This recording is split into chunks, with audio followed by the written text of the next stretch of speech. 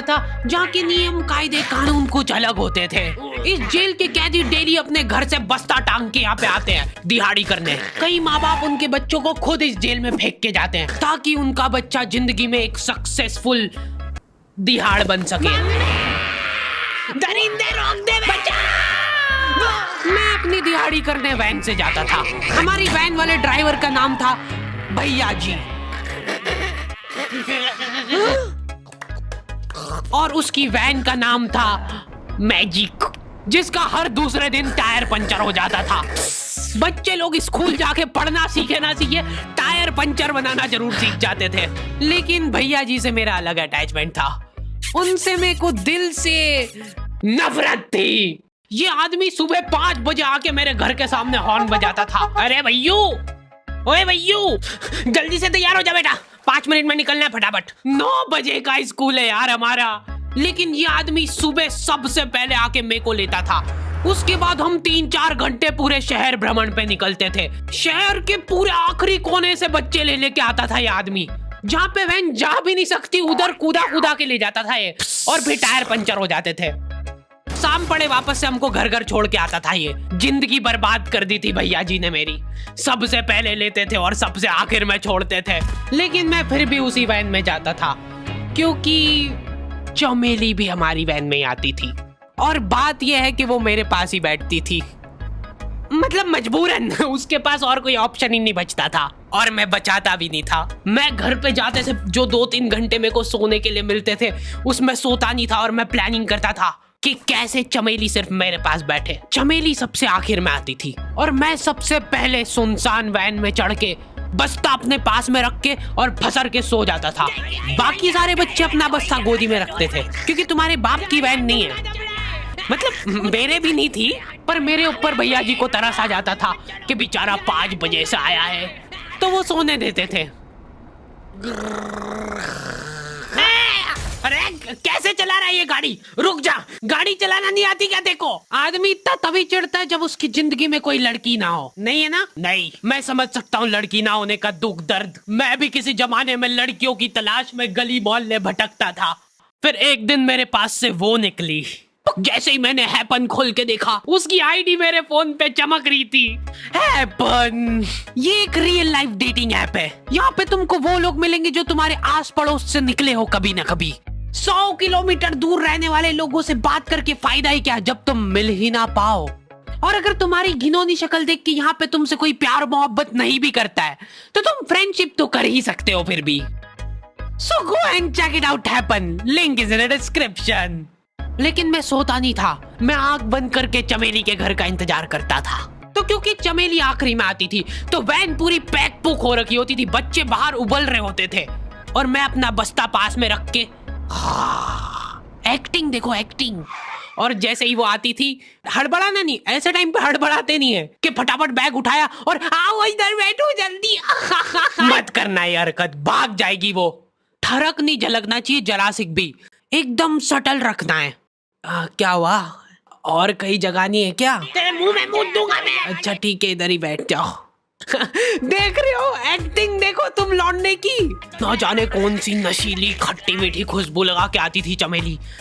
आज तक उसकी खुशबू है मेरी नाक में।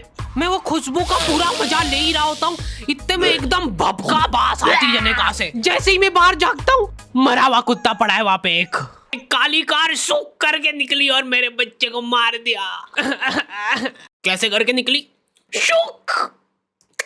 ऐसे नहीं निकली थी, मैं यहीं पे खड़ा था, वो कार आई थी और जैसे ही वो बच्चा नीचे आया तब वो खड़ा, वो बच्चा चिल्लाया और फिर कार शूक करके भाग गई। उधर कुछ बच्चे ऑटो रिक्शा से भी आते थे स्कूल। ऐसा लगता था कि पूरे स्कूल के बच्चे इस एक ऑटो रिक्शा में ठूस ठूस के ले जाता है वो। ये ऑटो वाले और भैया जी दोस्त थे और अब ये बीच सड़क पे रेसिंग लगवा रहे हैं। इनकी गाड़ियां उबला रही है बच्चों से, पर फिर भी नहीं मान रहे ये लोग। नहीं जीतूंगा। स्कूल जाके वो पीछे मुलट के देख रहा है तो एक बच्चा नहीं बचा उसके ऑटो रिक्शा में। हमारे भैया जी बेचारे पीछे से उनके गिरे हुए बच्चों को उठा उठा के ला रहे थे। ये सब हरकतें करके हम लोग जैसे तैसे कैद खाना पहुंच जाते हैं।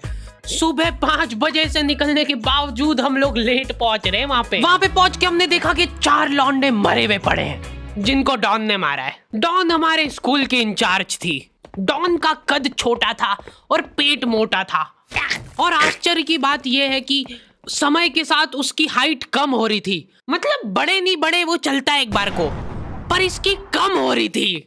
डॉन बहुत स्ट्रगल करके कार से स्कूल आती थी खड़े होके, क्योंकि बैठ जाए तो उसको सामने की सड़क नहीं दिखती थी। वो अलग बात है, खड़े होके भी पूरा नहीं दिखता था। हर रोज 2-4 कुत्ते कुचलते हुए आती थी वो। फिर मेरे को समझ आया कि रास्ते में जो कुत्ते दिखे थे वो डॉन इस कैद खाने में छत पे बैठी रहती थी स्नाइपर लेके।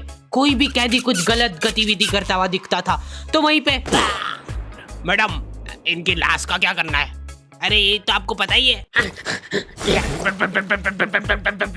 कहाँ रह गए थे यार झमू दीदी, फटाफट ये खून वून साफ करो। झमू दीदी बुलेट से स्कूल आते थे और ये अफवाह फैली हुई थी पूरे स्कूल में कि उनके घर पे मर्सिडीज भी है, लेकिन झमू दीदी हम्बल रहना पसंद करते हैं। ऐसा कहा जाता था कि ये स्कूल ऑन पेपर झमू दीदी के नाम पे ही है, पर वो हम्बल रहने के लिए यहाँ पे झाड़ू पोछा लगाती है।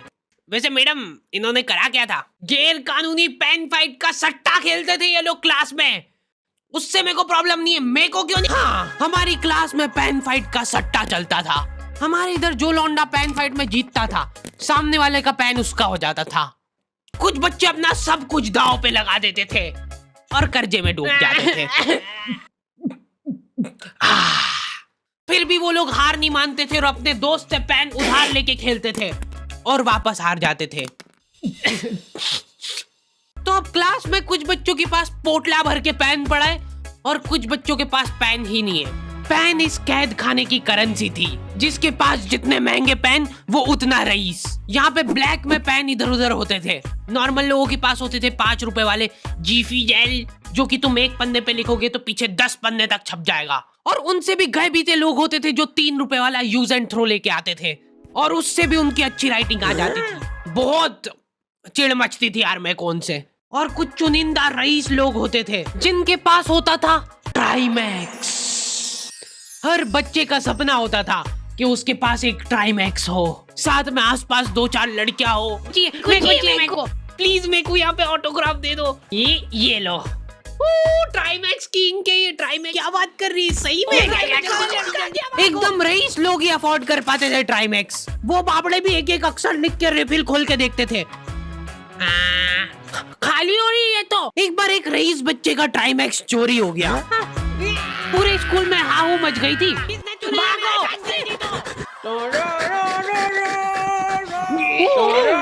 देखो, उस दिन हमको पता चला कि वो आदमी दौड़ भी सकता है।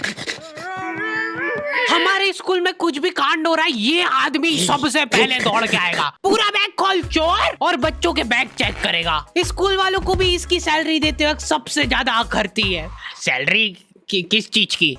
इस आदमी की शक्ल देख के ऐसा लगता था कि ये स्पोर्ट्स की आड़ में वैन वालों के साथ मिलके बच्चों की स्मगलिंग करता है। इस महान आदमी का नाम था भूषण। इसने अपनी जांग पे टैटू करा रखा था, भू अलग जांग पे, सड़ अलग जांग पे। सर कल से खो खो खेलने के लिए कितनी बजे आना है? वो तो बैग चेक करा पहले तू। इन्होंने पूरे कैद खाने के कैदियों को लाइन से खड़ा कर दिया है। पेन हमारी क्लास के बच्चे का गुमा है और पूरे स्कूल में ढूंढ रहे हैं लोग। आखिरी में पता चलता है कि वो बच्चा घर पे भूल के आ गया था उसका पेन। सॉरी बेटा, एक फेट में मुंह देगा।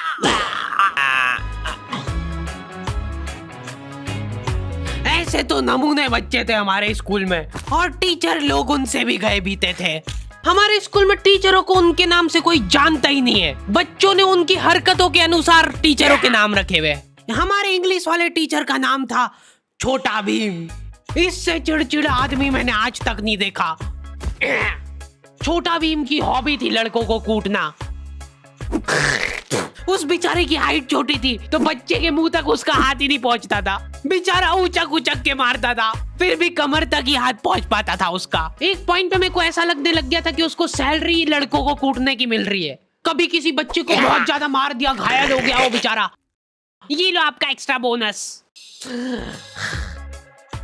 होमवर्क तुम्हारा बाप करेगा क्या? सर मेरे पापा मर गए थे। तू भी मर जा। ये लो। अरे वाह, नहीं चल रही, सांस तो नहीं चल रही है। हाँ कंफर्म मर चुका है ये। ओह ये लो आपका प्रमोशन हो गया है। लड़कियों से उसका अलग अटैचमेंट था। कौन सा परफ्यूम लगा के आई हो? सर थोड़ा दूर रहो। अरे मैं कुछ कर थोड़ी ना। भोली सी सूरत और आंखों में ठरक लेके स्कूल आ जाता था ये daily. So this means that he will jump over it and then he started. ये आदमी इंग्लिश को इंग्लिश में ही ट्रांसलेट करके चल जाता था हमारी नंगी आंखों के सामने। इधर वॉशरूम में मौत का नंगा नाच मचा रखा था लॉन्डो ने। 4 लॉन्डे दिन भर वॉशरूम में जाके खड़े हैं, कुछ भी नहीं कर रहे वो लोग वहां जाके। उनको बस मन की शांति मिलती है वहां जाके। अगले दिन उन चारों ने प्लानिंग करी, कुछ तो प्रोडक्टिव करते यार वहां जाके। अगले दिन वो सब पानी की बोतल लेके गए। अब वो पानी पी पी के हाथों हाथ मूत रहे हैं। और ये टीचर लोगों को प्रॉब्लम क्या है, बच्चे अगर वॉशरूम जा रहे हैं तो एक गया है तो अभी दूसरा नहीं जा सकता है। क्यों? तुम्हारे घर की लेटरिन थोड़ी ना है वो कि एक टाइम पे एक जना यूज कर सकता है। मान लो वो 2 जने अगर वॉशरूम में मिल गए तो वो क्या कर लेंगे ज्यादा से ज्यादा?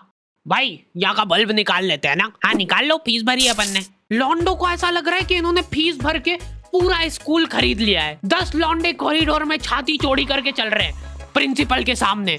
प्रिंसिपल को इग्नोर कर रहे हैं ये लोग। इनको ऐसा लग रहा है कि इन्होंने फीस भर दी है तो प्रिंसिपल इनके पैर पड़ेगी। उनमें से आधों ने फीस भरी भी नहीं है। हमारा स्कूल बिल्कुल सेफ नहीं था। हमारे वॉशरूम में चोरियां हो जाती थी यार। बल्ब चोरी करने के बाद सब लोग अंधेरे में मूत रहे एक दूसरे के जूते पे। उधर कर। उसके बाद पूरे वॉशरूम में कुछ दिख नहीं रहा है चोरी करने का। तो ये लोग हाँ नल उखाड़ के ले गए।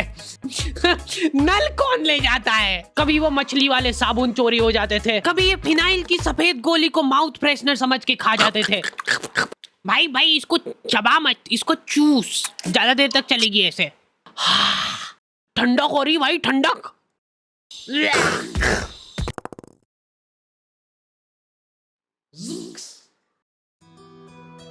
ओके तो दी एंड हो चुका है।